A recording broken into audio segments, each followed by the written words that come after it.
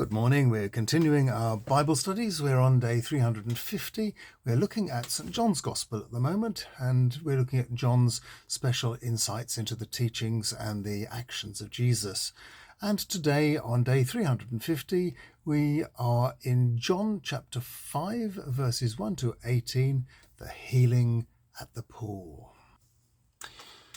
Then there was a Jewish feast, which Jesus attended in Jerusalem. By the sheep gate in Jerusalem, there's a pool called Bethzatha in Hebrew. It has 5 porches in which there rested a crowd of invalids, including the blind, the lame, and the paralyzed. One of them was a man who had been ill for 38 years. Jesus saw him and was aware that he had been lying there a long time. He said to the man, "Do you want to become well?" The sick man answered, "Sir, I don't have anyone to put me in the pool when the water is disturbed. While I'm getting on my feet, someone else always gets there first." Jesus said to him, "Get up, pick up your mat, and walk." Immediately the man was made well, and he did pick up his mat and walk. That day happened to be the Sabbath, which caused the Jews to say to the healed man, "It's the Sabbath, and you're not allowed to carry your mat." But he replied, "The man who healed me told me to pick up my mat and walk." "Who told you to do that?" they asked. He didn't know who it was. Jesus had gone because the place was crowded. Later, Jesus came across him in the temple and said to him, "Oh, look how well you are. Keep away from sin so that nothing worse happens to you."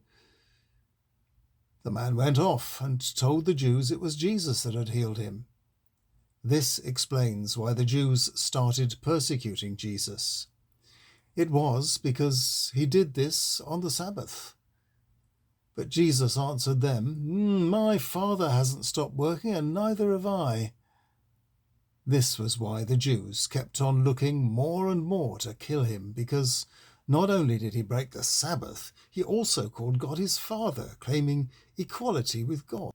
Well, now, to accompany the second sign, we have this little sign, which John uses to introduce us to the rising conflict between Jesus' ideas about God and the law and those of the strict Jews who hated his freedom and his familiarity with God. Almost matter-of-factly, Jesus passes through the Bethzatha pool colonnade, where sick people are waiting for ripples to disturb the surface of the waters. A scribe in antiquity added the information that they were waiting for the waters to be stirred by a visiting angel, believing that the first of them to get into the pool would be healed. Now, we are not told if this belief was at all justified. Jesus ignores the idea.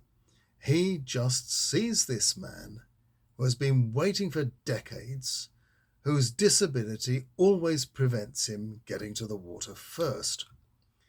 Completely ignoring the superstitious beliefs that led to this group of disabled people spending or wasting their time watching the water, Jesus just asks the man if he wants his life back. I would guess that a good number of the disabled sat there not so much looking for healing, but to make a living from donations given to them by passers-by.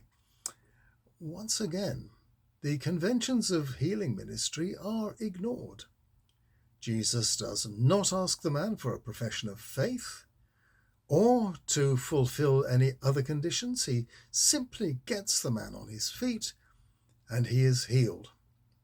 It's only later, when Jesus bumps into the man in the temple and tells him how well he's looking, that he asks him to pay attention to his behavior in future, not as a prerequisite for his healing, but as a response to it, as to a lesson learnt.